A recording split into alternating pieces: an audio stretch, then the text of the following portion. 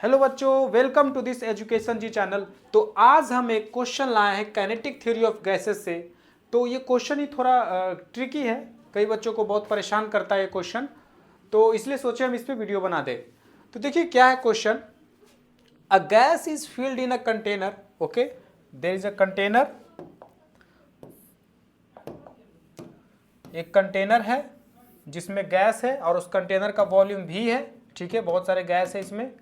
Eight 121 degree Celsius, 121 degree Celsius पे इस container में गैस है और कंटेनर का वॉल्यूम भी है तो गैस का भी वॉल्यूम भी है, ठीक। To what temperature should it be heated in order that 1/4 of the gas may escape out of the vessel. तो इसका जो टेम्परेचर 121 से कितना करना चाहिए कि इसमें से 1/4 ऑफ द गैस निकल जाए।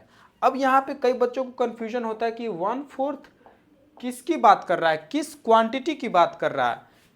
मतलब कि जो गैस का भी वॉल्यूम है वो भी है, तो उसमें से 1/4 वॉल्यूम ऑफ गैस बाहर निकल जाएगा कि क्या। तो बता दूं बच्चों कि ये नहीं आपको समझना है, 1/4 वॉल्यूम ऑफ गैस बाहर नहीं निकल रहा है। देखिए पहले गैस का वॉल्यूम भी था, अब टेम्परेचर बढ़ा तो जैसा कि हम जानते हैं टेम्परेचर बढ़ने पे पार्टिकल को एनर्जी मिल जाता है, जिसके वजह से वो एक दूसरे के साथ कोलाइड करते हैं। तो वो और जितना ज़्यादा आप टेम्परेचर बढ़ाओगे उतना ज़्यादा उसका वॉल्यूम बढ़ेगा गैस का, वो और बड़े स्थान बड़े जगह पे रहना चाहेगा। पर इस कंटेनर का वॉल्यूम तो भी ही है, तो कुछ अमाउंट ऑफ गैस बाहर निकलना चाहेगा। अगर आप उसको नहीं बाहर निकलने दोगे तो प्रेशर को बढ़ाएगा। क्या करेगा? प्रेशर को बढ़ाएगा। कैसे प्रेशर कुकर में होता है कि नीचे से आप टेम्परेचर बढ़ा रहे हो और गैस को बाहर निकलने नहीं दे रहे हो, तो प्रेशर बढ़ जाता है। फिर एक समय बाद वो सीटी के थ्रू एयर निकलने लग जाते हैं, गैस निकलने लग जाते हैं। तो यहाँ पे हम टेम्परेचर कुछ किए तो सम अमाउंट ऑफ गैस बाहर निकला, तो वो वॉल्यूम का 1/4 नहीं निकला, मास का निकला। तो मान लो यहाँ पे मास m है गैस का, v वॉल्यूम में m गैस हैं। अब टेम्परेचर बढ़ाएं और हम उस टेम्परेचर बढ़ाने की वजह से गैस बड़ा जगह पे रहना चाहता है, तो कुछ अमाउंट ऑफ गैस बाहर निकलने दिए, ठीक। और जब हम कुछ अमाउंट ऑफ गैस बाहर निकलने देंगे तो दोनों केस में प्रेशर सेम रहेगा। अब कितना गैस बाहर निकलने दिए, तो बोला 1/4 ऑफ द गैस। तो पहले मास m था गैस का, तो 1/4 मास m बाहर निकल गया, तो अंदर बचा कितना, 3/4 m। तो पहले m mass of gas v volume में था, अब 3/4 mass of gas v volume में है और टेम्परेचर कुछ T हो गया और 1/4 मास निकल गया, ठीक है। तो देखिए इसे हम कैसे बनाएंगे। तो इसके लिए आइडियल गैस इक्वेशन लिखिए। तो दोनों का प्रेशर सेम है, क्यों, क्वेश्चन तो ऐसा कुछ बोला नहीं है, पर हम लोग मान रहे हैं कि हम लोग जानते हैं कि वॉल्यूम को निकलने दिए हैं, ये कुछ अमाउंट ऑफ गैस को निकलने दिए हैं, तो प्रेशर वही रहेगा। अगर नहीं निकलने देते तो प्रेशर चेंज करता। तो दोनों केस में प्रेशर सेम है। इसके लिए हम आइडियल गैस इक्वेशन लिखेंगे तो पी वी बराबर nRT। n मतलब नंबर ऑफ, n मतलब क्या होता है, ये n mass by molar mass है ना।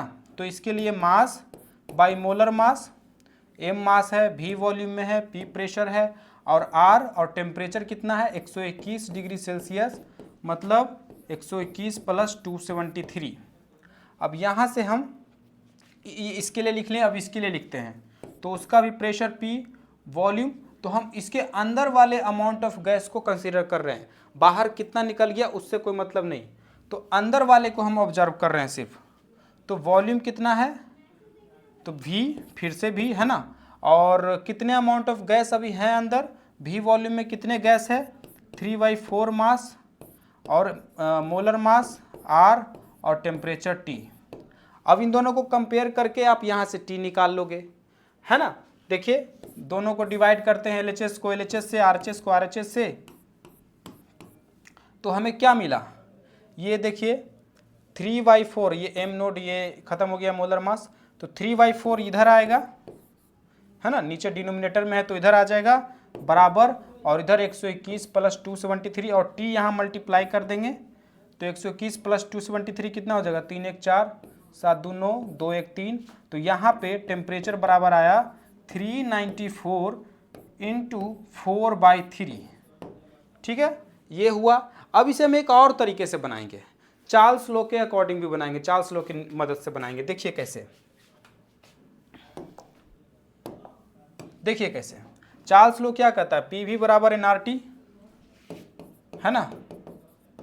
तो वो कहता है कि अगर आप टेम्परेचर बढ़ाते हो तो वॉल्यूम बढ़ेगा। हाँ, देखने को मिला ही, यहाँ पे इतना टेम्परेचर था तो इतना वॉल्यूम में इतना मास था। अब टेम्परेचर बढ़ा दिए तो वॉल्यूम भी बढ़ना चाहा, इसलिए तो इतना मास निकल गया बाहर, है ना। तो अब इससे तो चार्ल्स लॉ में क्या कहता है, टेम्परेचर और वॉल्यूम के बीच रिलेशन बताता है वो। तो यहाँ पे हम उसके लिए लिख सकते हैं ऐसा, यदि ये v नीचे आ जाएगा और सब इधर आ जाएगा तो T/V इज कांस्टेंट, है ना। तो इसके लिए लिखते हैं, तो इस पे टेम्परेचर 121 और वॉल्यूम v। 121 को हम 394 लिख देते हैं, ठीक है।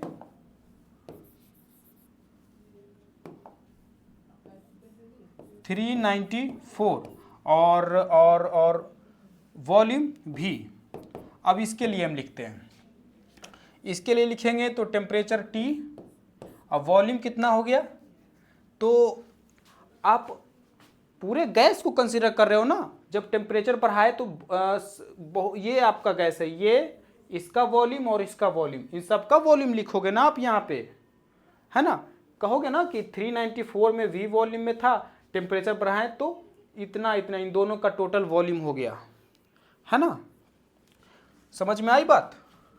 हम पूरे गैस के वॉल्यूम को कंसीडर करेंगे, तो इतना गैस का वॉल्यूम भी था और इतना गैस का वॉल्यूम क्या होगा, तो 3/4m का भी, है ना, न्यूटन मीटर लगाइए, 3/4m मास का वॉल्यूम भी, तो m/4 का कितना हो जाएगा, v/3।